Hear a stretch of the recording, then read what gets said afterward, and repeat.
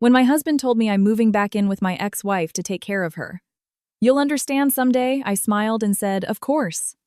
I even packed his bags and drove him to her house. What I discreetly slipped into her mailbox had him coming home empty-handed in less than 48 hours. I'm moving back in with Chloe to take care of her during her recovery. You'll understand someday. Gabe dropped these words while I was sipping my Tuesday night chamomile tea, forcing me to set the mug down on the table with deliberate control instead of launching it at his head. 5 years of marriage, and he chose to detonate our life together with the casual tone of someone announcing they were switching grocery stores. I studied his face, the way he constantly adjusted his reading glasses, the nervous twist of his wedding band, the careful distance he kept from me across our kitchen island. Of course, I heard myself say, in a voice so sweet it made him take a step back, "When do you need to leave?" His relief was instant and insulting. He'd expected tears, accusations, maybe even the ceramic mug flying past his ear. Instead, my quiet acceptance completely unnerved him. Tomorrow afternoon, he managed his fingers still fiddling with that ring. Her surgery is Thursday at 7 a.m. I nodded, taking another sip of tea. Suddenly, the kitchen felt smaller, the walls pressing in despite the open concept design we fell in love with when we bought the house 3 years ago.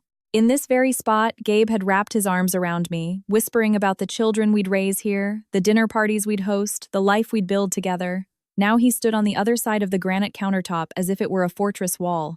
"How long has Chloe been planning this surgery?" I asked conversationally. "A couple of months. It's complicated. Something about nerve damage from her car accident last year." He was more comfortable with the topic, now likely grateful I was engaging instead of exploding. "She's tried to manage with physical therapy, but the doctors finally said surgery was the only option. 2 months. While I was planning our anniversary trip to Napa Valley, he had been planning his exodus. The reservation confirmations were still in my inbox, the wine tour already paid for, scheduled for 3 weeks from now. I wondered if he'd forgotten or if he simply hadn't cared enough to remember. "And she doesn't have anyone else?" I asked, genuinely curious about this part of his narrative. Chloe Anderson was hardly a hermit. Her Facebook profile, which I had definitely not been stalking, showed regular girls' nights, family barbecues, and a particularly close relationship with her sister. Her parents moved to Florida last year, and she and her sister aren't on speaking terms. There was the lie sliding out as smooth as butter. Just last week, Chloe had posted pictures from her sister's birthday dinner. "I'm the only one she feels comfortable asking for help. She needs intimate care." Intimate care. The phrase hung in the air between us like a confession. I could see him realize what he'd said, the flush creeping up his neck as he rushed to clarify. Medical care helping her shower, changing bandages, that sort of thing. "How lucky that you're available to help," I said, getting up to rinse my mug in the sink. Through the window, I saw our neighbor, Mrs. Gable, walking her ancient poodle, keeping to her strict 7:30 schedule. The normalcy of the scene felt surreal. "Will you be staying in the guest room?" Gabe's silence lasted a beat too long. "She's converted her downstairs office into a recovery room so she won't have to navigate stairs." So thoughtful of her. Planning so far ahead. I turned off the faucet, drying my hands on the dish towel with deliberate care. 2 months, you said. He must have heard something in my tone because his shoulders tensed. "Caroline, this isn't... I'm not leaving you. This is temporary. Just until she's back on her feet." "Of course it is." I folded the towel and hung it perfectly straight on the oven handle. "And how long do the doctors expect her recovery to take?" 6 weeks, maybe 8, depending on complications. 8 weeks of my husband living with his ex-wife, providing intimate care. Being her hero. I turned to face him, fully leaning against the counter. "You really have thought of everything." I had to. I knew this would be hard for you to understand, but Caroline, she was my wife for 8 years. We may not have worked out, but I can't just abandon her when she needs help. There was that word again, abandon. As if not moving in with your ex-wife constituted abandonment. As if staying with your current wife was somehow the morally inferior option. "You're right," I said, and his eyes widened in surprise. "I understand. You made a commitment and you need to see it through." Gabe's relief was almost comical. He actually smiled, this boyish grin that had charmed me in a coffee shop 6 years ago. "I knew you'd come around. You're amazing, Caroline. Not many women would be this understanding." I smiled back. Already mentally cataloging the contents of his office, the passwords he kept on, post-it notes despite my warnings about security, the file cabinet where he thought I didn't know. He kept old pictures of Chloe. "Well then, we should get you packed. You'll want to arrive organized." "You don't have to help," he said quickly. "I know this is weird." Nonsense. What kind of wife would I be if I didn't help my husband? When he needed it, I moved past him toward the hall. I'll get your suitcase from the closet. You should probably call Chloe and let her know when she can expect you. As I walked up the stairs to our bedroom, I heard him behind me, his voice already adopting those soft, intimate tones. Hey, Chloe. Yeah, I just told her. She's being amazing. Incredible. That was one way to describe what I was being. Entering our bedroom, I pulled his large suitcase from the closet, the one we bought for our honeymoon in Costa Rica. Inside, the luggage tag from that trip was still there. Mr. and Mrs. Gabe Sullivan, it read. Forever starts today. Forever had lasted exactly 5 years, 2 months, and 16 days. The suitcase lay open on our bed, like a mouth waiting to swallow the last 5 years of my life. I heard the shower start in the master bath. Gabe's off-key humming of some old rock song filtering through the door. He always hummed when he felt guilty, a tell he never knew he had. I folded another shirt with the crisp corners my mother taught me and placed it in the suitcase next to the others. His laptop was open on his nightstand, the screen dark but not locked. Gabe never remembered to lock it despite my constant reminders about digital security. The shower was still running hard. He took long showers, especially when he needed to think, which meant I had at least 10 minutes. I walked around the bed and touched the trackpad. The screen flickered to life, revealing his email inbox. At the top was a thread with Chloe Anderson that went back 2 months. 2 months of planning this moment while I slept beside him every night, oblivious. The subject line read, Post-op preparations. Innocent enough for anyone looking over his shoulder. I clicked it open. The last message from Chloe, sent at 11:43 p.m. last night while I was asleep after yoga, made my stomach churn. Can't wait to have you here again, Gabe. I feel like we're finally getting our second chance. Once you're moved in, we can really see where this goes. Gabe's reply, sent at 11:51 p.m. from the bathroom while I slept in the next room. Caroline won't put up a fight if we frame it right. She's too polite to look unsupportive of someone who's sick. Trust me on this. Too polite. After 5 years of marriage, that's how he saw me. Not kind, not understanding, not loving. Polite. As if I were a stranger who would hold the door rather than let it slam in someone's face. I scrolled further back. March 15th. Chloe wrote, The doctor says I can schedule the surgery anytime after May. Should we wait until after your anniversary? Gabe's reply, No, the sooner the better. Caroline always gets sentimental around our anniversary. Better to do it when she's distracted with work. They had scheduled the breaking of my heart around my busy season at the marketing agency, like a dentist appointment wedged between meetings. I heard the water pressure change in the shower, a sign Gabe was almost finished. I closed the email, making sure to mark it as unread, and went back to folding clothes. When Gabe emerged with a towel around his waist, hair dripping, he found me arranging his prescription bottles in a travel toiletry bag. You don't have to do this, he said. But his voice was relieved, not protesting. Scrambled eggs or an omelet, I asked without looking up from the pills I was sorting. For breakfast, I mean. You'll need a good meal before the drive. Caroline. He sat on the edge of the bed, water drops from his hair hitting the duvet. An omelet. With that spicy cheese, I zipped the bag closed. I'll get it started while you get dressed. In the kitchen, I moved with expert efficiency. Eggs whisked with a splash of cream, just how Gabe liked them. Sourdough bread in the toaster butter, softening on the counter, coffee brewing strong and black. Each movement was automatic, leaving my mind free to process what I had read. 2 months, 8 weeks of careful planning, of synchronized deceit. I thought of all the times he'd worked late the weekend conferences that now seemed suspiciously frequent, the way he'd been extra attentive lately, guilt masquerading as affection. The doorbell rang as I was plating the eggs. Through the kitchen window, I saw Megan's red Honda Civic in the driveway. My best friend since college had an instinct for disaster, like animals sensing an earthquake. Just wanted to drop off this book, Megan announced when I opened the door, though we both knew she'd never mentioned any book. Her eyes took in my forced smile, the sounds of Gabe moving around upstairs, the suitcase visible through the bedroom door. Caroline, what's going on? Gabe's going to help Chloe with her surgery recovery, I said, my voice as bright as the morning sun. Isn't that wonderful of him? Megan's face went through several expressions before settling on disbelief. She worked as a surgical nurse at the same hospital where Chloe was having her procedure. Breast augmentation. The words landed in my kitchen like grenades, but I just kept whisking eggs. He said it was nerve damage from a car accident. Caroline, Megan lowered her voice. I saw the OR schedule. It's an elective cosmetic surgery. She's been planning it for months. How considerate scheduling everything so carefully, I said, adding salt to the eggs with a steady hand. Megan just stared at me. We'd known each other for 12 years through bad boyfriends and worse decisions through her divorce and my father's death. She knew my faces, all of them, including this one, the calm before I burned it all down. Do you want me to stay? She asked quietly. No need. Gabe needs a good breakfast before his mission of mercy.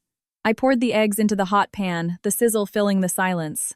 After Megan left, squeezing my hand tight and whispering, "Call me," I served Gabe his breakfast.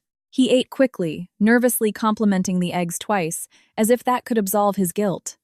I sipped my coffee and made the appropriate assenting noises, as he explained again how temporary this arrangement would be. I should just check the joint account, he said suddenly, pulling out his phone, make sure there's enough for groceries while I'm gone. I watched him navigate our banking app.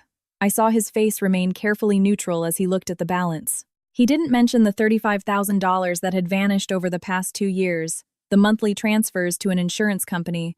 I'd never heard of the large withdrawal-labeled property consultation just 6 weeks ago. He simply closed the app and kept eating. I'll handle the bills while you're away, I offered, refilling his coffee mug. You're incredible, he said again, that word that was starting to sound more like an accusation than a compliment. I don't deserve you. Finally, something we could agree on. I smiled and started clearing the plates, every movement, deliberate and calm. Inside, meanwhile, the pieces of my world were rearranging themselves into a pattern I was only beginning to comprehend. The missing money, the secret planning. The surgery that wasn't what it seemed, the threads of deceit were weaving into something bigger than a simple affair. We should finish packing, I said, drying my hands on the dish towel. Chloe will be waiting. Back upstairs, Gabe had ducked into his office to make calls, his voice, a low murmur through the closed door. I was in our bedroom, surveying the chaos of the suitcase ahead of me. His clothes hung in the closet like witnesses to our crumbling marriage, each shirt and tie holding memories I needed to pack away. I pulled out his summer clothes first, the linen pants he'd worn on our trip to Charleston last month, the polo shirts from golf outings with clients, each piece folded with the precision of someone who'd worked retail in college, creases sharp enough to cut. Gabe emerged from his office an hour later, to find me surrounded by perfectly organized piles, his dress shirts arranged by color gradient, his casual wear by function, each stack looking like a department store display. You're really going all out, he said, and I heard the discomfort creep into his voice. If you're going to be a caregiver, you have to be organized, I replied, holding up a label maker I'd found in the closet. I'm labeling everything so you can find what you need quickly. Morning wear, casual afternoon pajamas. Each label was printed with unnecessary precision, the kind of detail that suggested either obsessive care or barely contained rage. Caroline, this is... He trailed off, watching me fold his boxer briefs into perfect squares. You really don't need to do all this. I've also started on meals, I continued as if he hadn't spoken. I'm making containers for 2 weeks. Chloe shouldn't have to cook while she recovers. And you've never been much of a cook. The jab slid in smoothly, wrapped in concern. I've made chicken noodle soup. That lasagna you love. And I'm working on a special healing tea blend with ginger and turmeric. Gabe's face went through several expressions before settling on something close to fear. A tea. For Chloe's recovery. Anti-inflammatory properties. I smiled brightly. I'll put it in a nice jar with instructions. She'll appreciate the gesture. He retreated back into his office, and I heard him on the phone, his voice low but urgent. She's not just being helpful. She's being too helpful. It's weird. A pause. I don't know what to think. While he was distracted, I slipped into his office. The filing cabinet in the corner had always been locked, Gabe's private space for what he called important documents. What he didn't know was that I'd made a copy of the key years ago after he lost the original and asked me to order a replacement. 2 keys arrived. I gave him one. The bottom drawer slid open silently, behind tax returns from 3 years ago. Behind old warranties and instruction manuals, my fingers found a folder that felt different, newer. The papers inside were crisp, recently handled. I pulled it out carefully, listening for Gabe's footsteps. The first document made my breath catch for a moment. A life insurance policy in Chloe Anderson's name, dated 2 years ago. For $500,000. Gabe was listed as the sole beneficiary. The premium payments, I noted with cold clarity, matched those mysterious insurance company charges on our joint account. He had been paying for this with our money planning for something I couldn't yet fully grasp. But the second document made it all crystal clear. A quitclaim deed signed 6 weeks ago, transferring partial ownership of Chloe's townhouse to Gabe, the very townhouse he was moving into today. The document cited in consideration for future care and support as the reason for the transfer. 6 weeks ago, we had been celebrating our anniversary at that overpriced French restaurant downtown, Gabe holding my hand across the table talking about our future. My phone's camera captured it all. Every page, every signature, every date. The payment history on the insurance policy, the notary's stamp on the deed, the witness's signature that looked suspiciously like that of Ryan, Gabe's colleague. 23 photos in total, each one proof of a betrayal that went far beyond a simple affair. I heard Gabe's footsteps in the hall and quickly returned everything exactly as I'd found it. The folder went back behind the tax returns. The drawer was locked and I was examining his bookshelf when he opened the door. Looking for something, his voice had an edge of suspicion. "That medical reference book you bought last year," I said, running a finger along the spines. "Thought it might be helpful for understanding Chloe's recovery needs." He relaxed visibly. "It's in the garage, I think." "But really, the doctor will give us all the information." "Of course." I moved past him toward the door. "I should check on the soup." Downstairs, I ladled the freshly made chicken noodle soup into containers, each one labeled with heating instructions in my best script. My phone buzzed my mother, calling with her usual impeccable timing. I answered with forced cheerfulness. "Hi, Mom." "Caroline, something's wrong. I can feel it." 30 years of maternal instinct compressed into one call. "Everything's fine. In fact, Gabe is doing something truly noble." I let admiration seep into my voice. His ex-wife Chloe needs help after a surgery, and he's offered to be her caregiver. Isn't that wonderful? The silence on the other end of the line stretched for 3 full seconds. He's moving in temporarily to help her with her recovery. It's what any decent person would do. I knew my mother would be on the phone with her book club within minutes. The news would spread through our social circle like wildfire. Gabe's noble gesture would be discussed over wine and judgment before he even arrived at Chloe's house. "Caroline Marie," my mother's voice dropped to her serious tone, the one she used when she caught me sneaking out in high school. "What are you playing at?" "I'm supporting my husband's decision to help someone in need," I replied, adding another container of soup to the growing collection. "Wouldn't you do the same for Dad?" She made a sound that could have meant anything. "Call me if you need me." "Of course, Mom. Give Dad a kiss for me." I hung up and returned to the meal prep.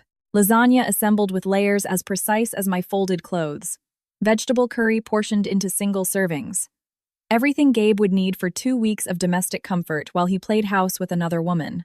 The tea blend was last. Chamomile for calm, ginger for inflammation, powdered honey for sweetness, and just a touch of lavender for sleep. Nothing harmful, nothing that could hurt anyone, just a gentle remedy packaged in a glass jar with a hand-painted label, for healing and new beginnings. Gabe found me arranging it all in a cooler with ice packs. "This is too much," he said, but his protest sounded hollow. "It's exactly enough," I corrected, snapping the cooler shut with a decisive click. "There. All ready for tomorrow." Wednesday morning arrived with a mocking sunshine that streamed through our bedroom windows. Gabe was already awake, sitting on the edge of the bed in his freshly pressed khakis and the blue button-down shirt I'd ironed the night before. The same shirt he'd worn to his first dinner with my parents 4 years ago. Now he was wearing it to move in with another woman. "Coffee?" I asked, already knowing the answer. Gabe needed his morning coffee like other people needed oxygen. 2 sugars, a splash of milk served in the Yankees mug his brother had given him. In the kitchen, I performed the coffee ritual with mechanical precision, while Gabe loaded his suitcases by the front door. The cooler of prepped meals sat ready on the counter, the glass jar of healing tea resting on top like the crown jewel of martyrdom.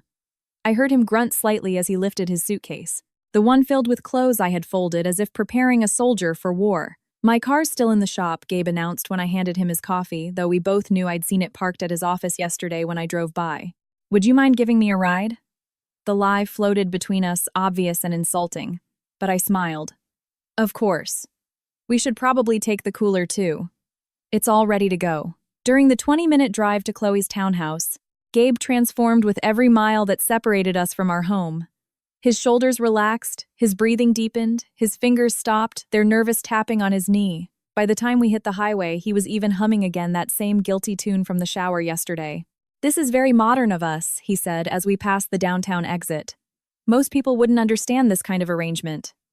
"We're not most people," I replied, keeping my eyes on the road while memorizing every detail of his relief. The way he kept glancing at his phone, likely texts from Chloe. the slight smile that played at the corners of his mouth. The wedding ring he had switched to his right hand at some point this morning, thinking I wouldn't notice. Chloe's subdivision appeared like a mirage of mediocrity, endless rows of beige and gray, siding with tiny, regulated plots of lawn. Her house was at the end of Rosewood Lane, a name that suggested an elegance the neighborhood couldn't deliver. I pulled into her driveway behind a BMW that definitely wasn't there during the supposed financial hardships she'd complained about on Facebook last year. Before Gabe could even unbuckle his seatbelt, the front door swung open. Chloe appeared on the threshold as if she'd been waiting at the window watching for our arrival. She wore champagne-colored silk pajamas, her blonde hair perfectly waved, her face fully made up with the kind of careful application that takes an hour minimum. For someone recovering from surgery, she looked remarkable, like someone on their way to a high-end brunch. Gabe, her voice carried across the small yard with a rehearsed weakness. I was starting to worry. She moved toward us with careful steps, one hand pressed to her side in a gesture of pain that didn't quite match the fluidity of her walk. Gabe practically jumped from the car to meet her, his hands hovering near her elbows as if she might collapse at any moment. "Careful," he murmured, and I watched Chloe lean into him with a calculated fragility. "Caroline." Chloe finally addressed me, her green eyes scanning me with the kind of appraisal women reserve for their rivals. "You're an angel for being so understanding. Not many wives would be so evolved." I pulled the cooler from the back seat, my movements deliberately cheerful. "We all do what we have to do. Gabe tells me your recovery might be a challenge." "Oh, it's been awful," Chloe sighed, though her breathing showed no signs of post-operative distress. "The pain is unbearable at times. I can barely manage on my own." As we went inside, I cataloged everything. The wheelchair placed prominently in the living room, but with no signs of use, its price tag hastily removed but leaving adhesive residue. Prescription bottles arranged on the coffee table like props. Labels facing out for maximum visibility. Fresh flowers in every room, the kind of expensive arrangements that suggested visitors were expected. The entire surgery recovery setup was as staged as a furniture store showroom. "Let me help with the bags," I offered, following Gabe back to the car while Chloe arranged herself decoratively on the couch. "She seems to be managing well for someone fresh out of surgery," I commented softly, lifting his laptop bag. Gabe's jaw tightened. "Recovery affects everyone differently." Inside, Chloe had moved to the kitchen, her hand finding Gabe's arm with the practiced ease of long-standing intimacy. "I've missed having someone here," she said, her fingers tracing his sleeve. "The nights are the hardest." "Well, you've got help now," I said, brightly placing the cooler on her granite countertop. "I've packed meals for 2 weeks. And this," I held up, the glass jar, "is a special healing tea blend. Ginger, turmeric, chamomile. Very soothing." Chloe's smile tightened at the edges. "Well, I should be going," I announced after helping arrange Gabe's things in what Chloe called the guest room, but had clearly been recently redecorated with new bedding and fresh paint. "Thanks for everything," as Gabe said as he walked me to the door, his relief at my departure palpable. "I'll call you later," he said, the lie comfortable on his lips. "Take all the time you need," I replied, loud enough for Chloe to hear. I drove 2 blocks to a small coffee shop I'd spotted on the way in. The afternoon crowd hadn't yet arrived, giving me privacy in a corner booth with my laptop and the folder I'd stashed in my bag. Every photograph from yesterday was transferred to a new email account backed up to a cloud service. Evidence preserved in triplicate. Next, I pulled out the manila envelope I'd purchased that morning. Inside, I slipped printed copies of everything. The life insurance policy, with the payment records highlighted. The property deed with a post-it note that read, "Interesting timing, deed transfer 6 weeks before an elective surgery." Screenshots of their planning emails with Gabe's cruel assessment of my politeness highlighted in yellow. But the masterpiece was Chloe's own Instagram. 3 days before her supposed emergency surgery, she had posted pictures from a wine tasting trip in Sonoma. Her beaming smile and the glass of red in her hand did not suggest someone preparing for an urgent medical intervention. I printed those too, adding another note, "Remarkable recovery since that wine tasting." The final piece of my package was the handwritten note on cream-colored stationery I'd bought specifically for this moment. My handwriting, deliberately altered to be unrecognizable, spelled out Chloe's future with surgical precision. "Chloe, you should know Gabe took out a $500,000 life insurance policy in your name 2 years ago, paid for with community property assets. Combined with the property deed transfer, this creates an interesting financial picture. Perhaps you should ask yourself why a healthy woman needs a live-in caregiver who stands to benefit from her death. Consult with your attorney about property deeds signed under medical duress. Duress voids contracts. Best wishes for your recovery, a concerned observer." I sealed the envelope, wrote Chloe's name on the front, and left the coffee shop. The walk back to her neighborhood took 15 minutes, enough time for the afternoon to fade into early evening. Dog walkers and joggers provided the perfect cover as I strolled past manicured lawns and identical mailboxes. Chloe's was at the end of her driveway, black metal with a red flag, waiting to announce incoming mail.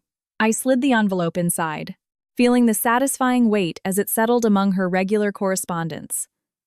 Then I just kept walking as if I belonged there, just another resident, enjoying the evening air. The drive home felt like floating. Every traffic light seemed to understand my mood, turning green as I approached. Back in my empty house, the silence greeted me like an old friend. No hum of the TV from Gabe's study, no sound of his typing, no throat clearing when he wanted attention but wouldn't ask for it directly. Just blessed quiet.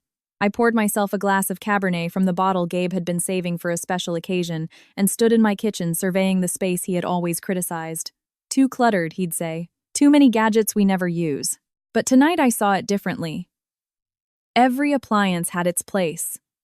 Every spice jar faced forward, the counters clear and clean. This was my space, organized exactly as I wanted it. The wine tasted better than it ever had shared with Gabe.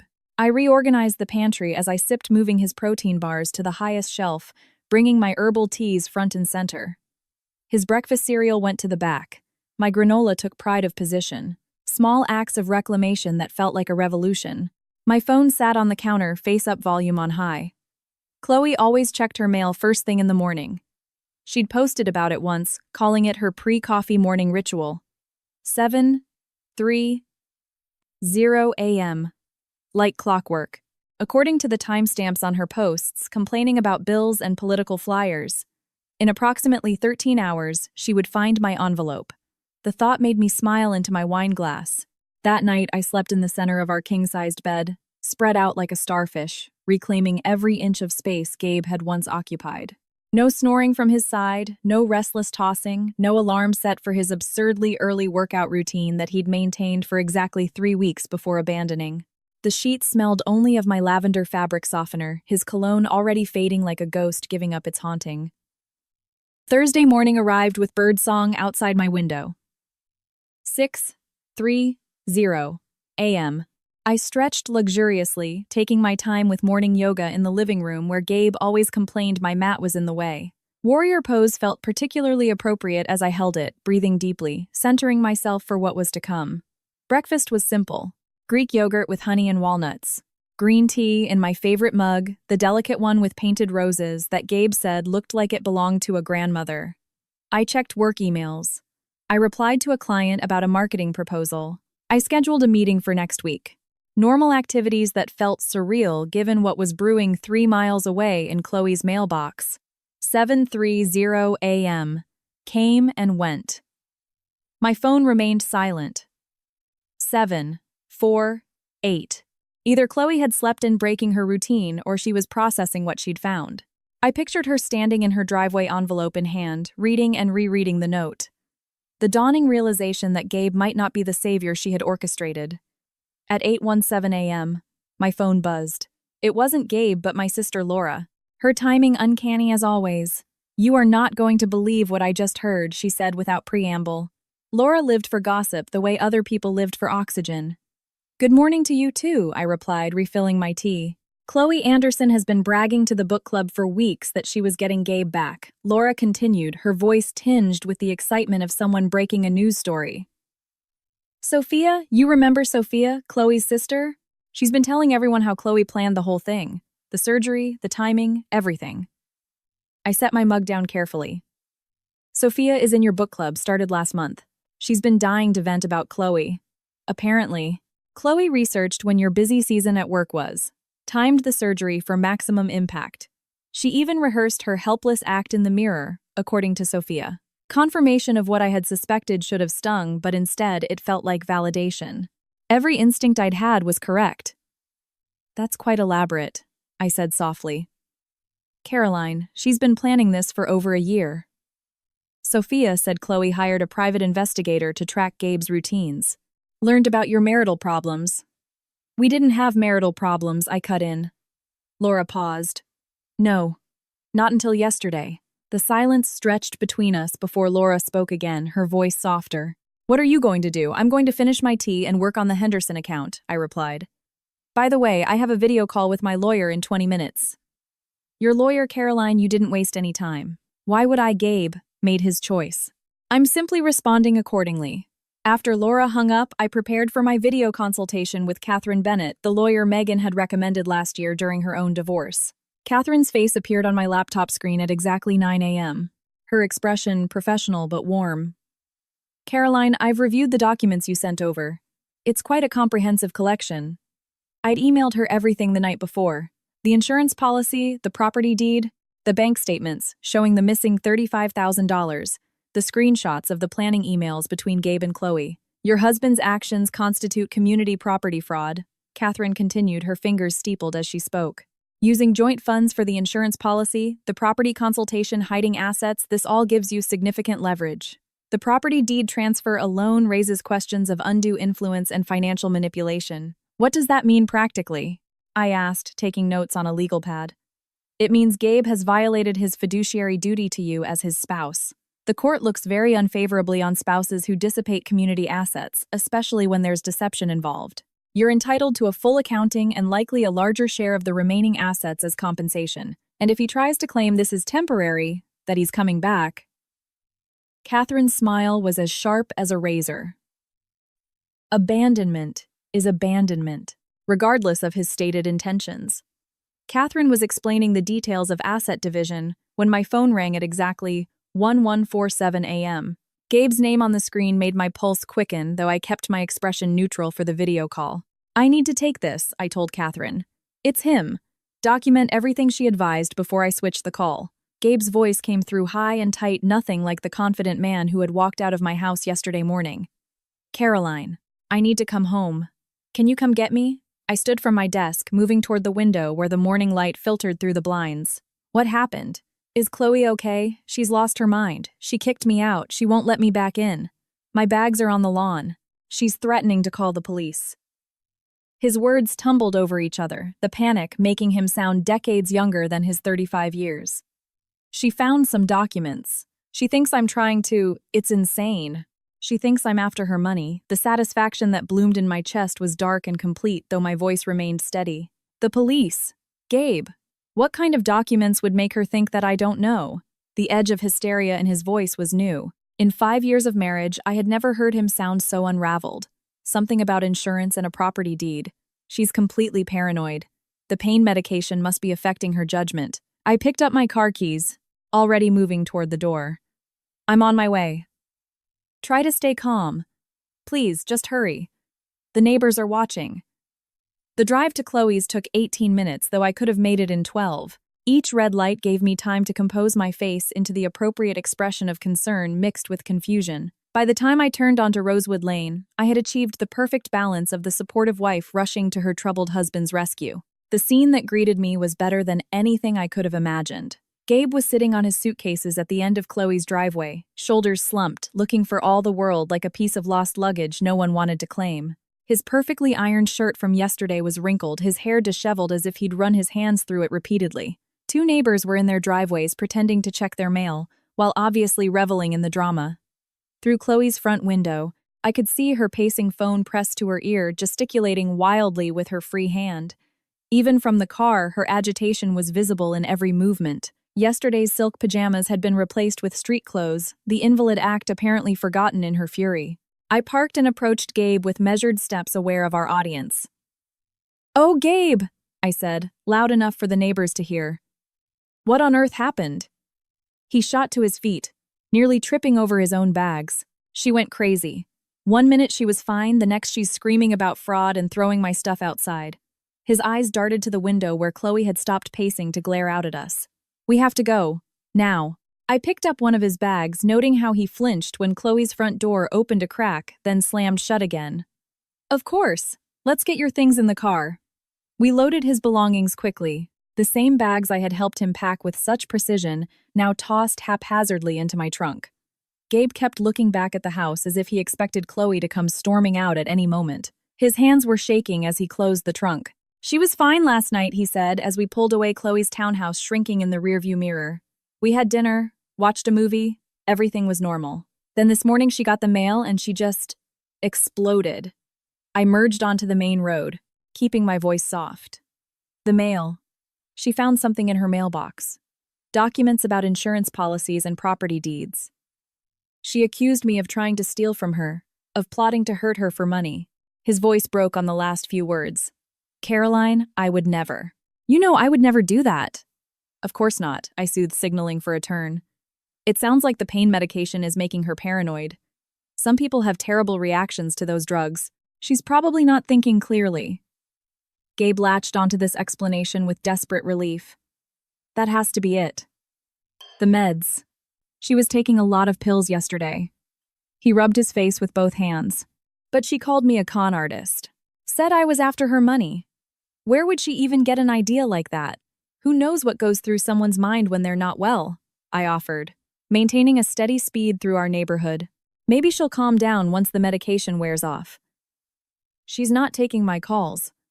I tried to explain, but she just kept screaming about lawyers and fraud charges. He slumped in the passenger seat, looking smaller than I had ever seen him. This was supposed to be about helping her recover.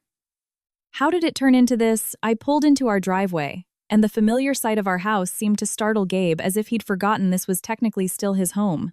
We sat in the car for a moment, the engine ticking as it cooled. Maybe she just needs time, I suggested. Surgery can be traumatic. People aren't themselves afterward. Gabe nodded eagerly, clinging to any rational explanation that didn't involve examining his own actions. You're right. She needs time. Once she's thinking clearly, she'll realize this is all a misunderstanding. As we unloaded his bags, Mrs. Jenkins appeared with her elderly Cocker Spaniel buddy, timing her walk perfectly to intersect with our arrival. Mrs. Jenkins had lived on our street for 30 years and possessed an intelligence network that would make the FBI envious. Caroline Gabe, she called her voice, carrying that particular tone of feigned surprise while delivering gossip. I heard there was quite a commotion over at the Anderson place this morning. Gabe stiffened beside me, but I touched his arm gently. Mrs. Jenkins, how are you? And Buddy, oh, we're fine, dear. Though I must say there was a lot of shouting this morning. Something about a domestic dispute on Rosewood Lane. Her eyes gleamed with barely contained excitement. The whole neighborhood heard the yelling, something about fraud and theft. That poor woman was beside herself. Gabe's face turned a deep shade of red. It was a misunderstanding. Of course, Mrs. Jenkins nodded, though her expression suggested she was already composing the story she'd share at the neighborhood coffee clatch tomorrow. These things happen, though I must say fraud accusations are quite serious. The police seemed very interested. We should get inside, I said to Mrs. Jenkins, gesturing to Gabe's bags scattered across our driveway. It's been a long morning. She nodded, knowingly tugging on Buddy's leash. Of course, dear. You two take care. Her parting glance at Gabe suggested she'd already convicted him in the court of neighborhood opinion. Gabe shuffled inside behind me, dragging his suitcase as if it weighed a ton. He went straight for our bedroom muscle memory, guiding him upstairs while I stayed in the kitchen, counting the minutes until he discovered the changes I'd made. 3 minutes. That's how long it took before I heard his footsteps returning heavier now, almost stumbling. He appeared in the kitchen doorway, his face pale. My clothes. They're not in the closet. They're in the guest room, I said, pulling a folder from my laptop bag. We need to talk. Gabe's eyes fixed on the folder in my hands, the legal-looking manila envelope that contained his future.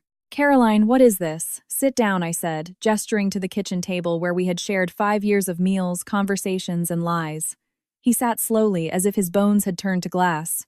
I opened the folder and spread the contents across the table with deliberate precision. The divorce papers crisp and official. The forensic accounting report Catherine's team had prepared 23 pages, detailing every financial transgression. Bank statements with highlighted withdrawals, the insurance policy documentation, the quitclaim deed, a full catalog of betrayal documented in black and white. Gabe's face transformed as he processed what was in front of him. First came confusion, his brow furrowing as he tried to make sense of the papers. Then shock, his mouth falling slightly open as he recognized the insurance documents. Anger flashed next, his jaw tightening as he saw the bank statements. Finally, as the full scope of his exposure became clear, his expression crumbled into something pathetic and pleading.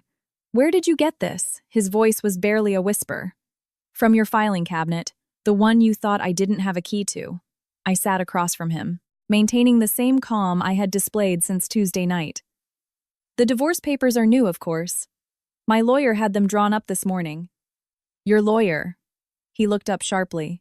You've already seen a lawyer. You moved in with another woman, Gabe. What did you expect me to do? Wait patiently for you to come back. His hands were shaking as he picked up the forensic accounting report. This says I embezzled $35,000. $37,467, to be precise. Over 2 years. Insurance premiums for a policy on Chloe. Property consultation fees that mysteriously coincided with her deed transfer. Various other expenses that had nothing to do with our marriage, but everything to do with your plans with her. The house, he said suddenly, looking around our kitchen as if seeing it for the first time. This is our house. No, Gabe. This is my house. Purchased before our marriage, with my grandmother's inheritance. You never contributed to the mortgage payments that came out of my personal account, not our joint finances. You are now a tenant here, and you have 30 days to find alternative accommodations. The color drained completely from his face. You can't do this. I can, and I am.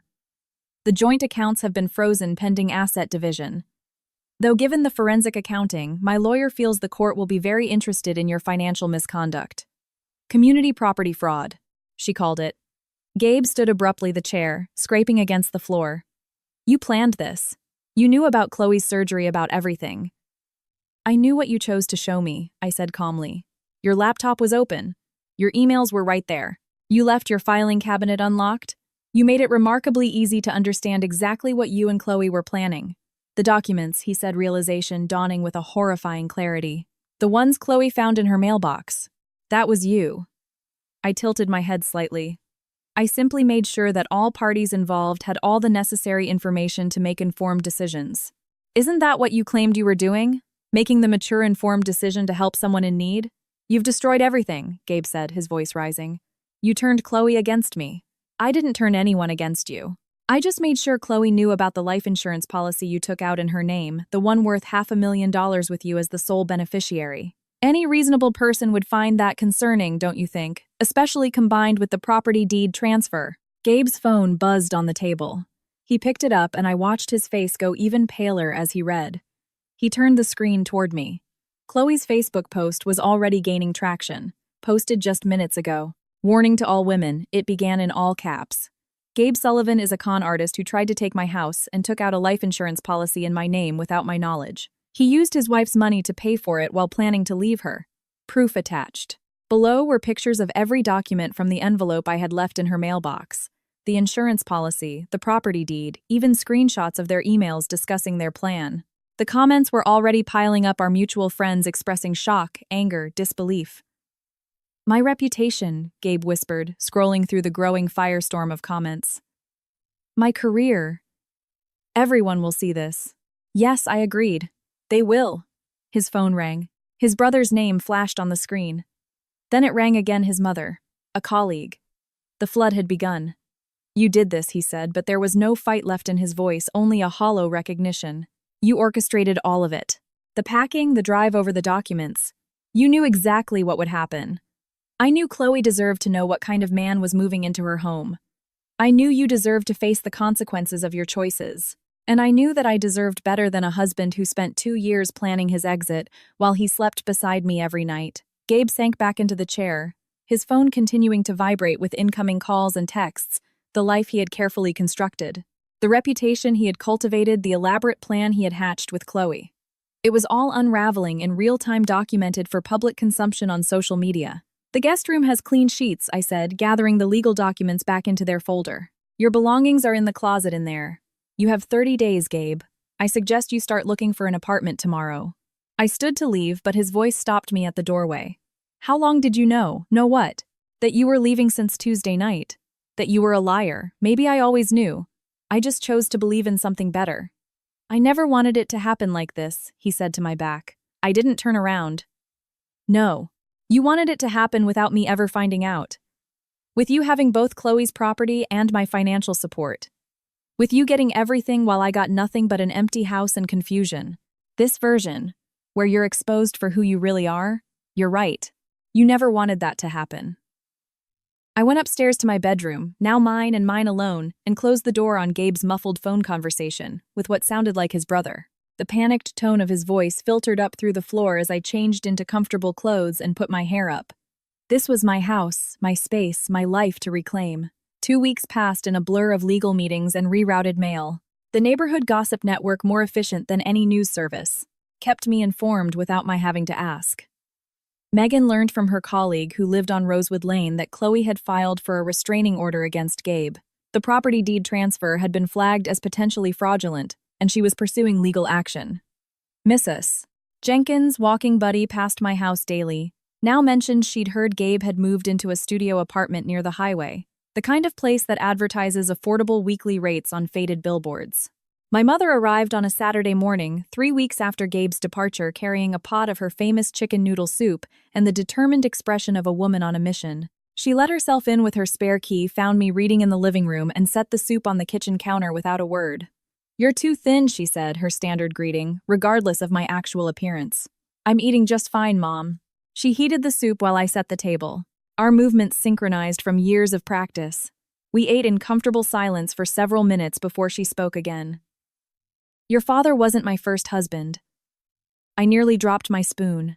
In 32 years, she had never mentioned this. "His name was Ricardo," she continued, stirring her soup with careful precision. "Charming, ambitious, everything a young woman thinks she wants. We were married for 3 years before I found out he'd been using my trust fund to finance his mistress's boutique. He'd convinced me to put his name on everything. Said it was what married couples did. Mom, I had no idea. I was 25 and thought I knew everything about love." She looked at me, and I saw my recent experience mirrored in her eyes. The morning I found out I wanted to burn his clothes on the front lawn, scream at him in front of his colleagues, make sure everyone knew what kind of man he was. "What did you do?" I documented everything. Quietly, carefully. Then I served him with divorce papers at the grand opening of his mistress's boutique in front of all of his investors. A small smile played on her lips. The boutique closed in 6 months. Ricardo moved to another state and became a used car salesman. Last I heard, he was on his 3rd marriage. And Dad, I met your father 2 years later. By then, I knew the difference between charm and character. She reached across the table and squeezed my hand. "The best revenge is living well while they live with their choices." "Caroline, you're already doing that." The validation I didn't know I needed washed over me. My mother, the woman who taught me how to fold a fitted sheet and never leave the house without lipstick, understood exactly what I had done and why. Later that afternoon, my phone buzzed with a text from Sophia, Chloe's sister from Laura's book club. "Chloe wants you to know something. Can I give her your number?" I considered it for a moment before typing back. "Can she email me?" The message arrived that evening, sent from a new subjectless email address. "Caroline, I won't insult you with apologies or excuses. We both know what I did and what I intended to do, but you saved me from something potentially dangerous. The insurance policy, the property deed, my lawyer says it could have been catastrophic if I'd let him stay. I posted everything online, not for the drama but to warn others. Gabe Sullivan is a predator in a nice guy mask. Thank you for taking that mask off. I'm moving to Lisbon next month. A fresh start. Chloe." I read it twice before deleting it. No response was needed. Chloe and I weren't about to become friends, bonded by Gabe's betrayal. We were just 2 women who had learned an expensive lesson about the difference between what men say and what they do. The leaves turned autumnal colors as my life settled into new rhythms. Gabe's 30 days came and went, his remaining belongings collected while I was deliberately at work. He left his key on the kitchen counter. No note. Just the metallic acknowledgement that this chapter was closed. 6 months after that Tuesday night revelation, I hosted my first dinner party in the house that was now entirely mine. Megan brought her new boyfriend, a pediatrician who laughed at her jokes and looked at her like she was the 8th wonder of the world. Laura came with her husband and a bottle of wine, expensive enough to prove she was celebrating my freedom. Even Mrs. Jenkins was invited, delighting everyone with neighborhood gossip while pretending she hadn't been my spy network during the dark days. The house felt different, now lighter. I had repainted the walls in colors Gabe had called too bold hung art he deemed too modern, and turned his office into a reading room with floor-to-ceiling bookshelves. Every corner reflected my choices, my taste, my life. "A toast," Megan announced, raising her glass as we gathered in the living room after dinner. "To Caroline, who showed us all that sometimes the best response to betrayal isn't revenge. Its revelation. We clinked glasses, the sound crystalline in my peaceful home. Through the window, I could see the city lights spread out in the distance, each one representing someone living their own story, facing their own betrayals and triumphs. Somewhere in that city, Gabe was learning that a reputation once shattered can't be rebuilt with explanations or excuses. His LinkedIn profile had gone dormant after too many people shared Chloe's warning post. The marketing firm where he'd worked had quietly suggested he seek opportunities elsewhere. Chloe had indeed moved to Lisbon, leaving behind a townhouse that no longer held either profit or promise for Gabe's schemes. I stood in my kitchen after everyone had left, washing the wine glasses by hand, finding comfort in the simple ritual. The house was quiet but not empty. It was filled with the echoes of genuine laughter, real friendship, and the knowledge that I had chosen the truth over comfortable lies. The manila envelope that had started Gabe's downfall was long gone, but its impact remained not in bitterness or anger, but in the clean, sharp clarity of a life reclaimed. I had learned that sometimes the most devastating weapon isn't rage or revenge. It's simply making sure everyone sees the truth.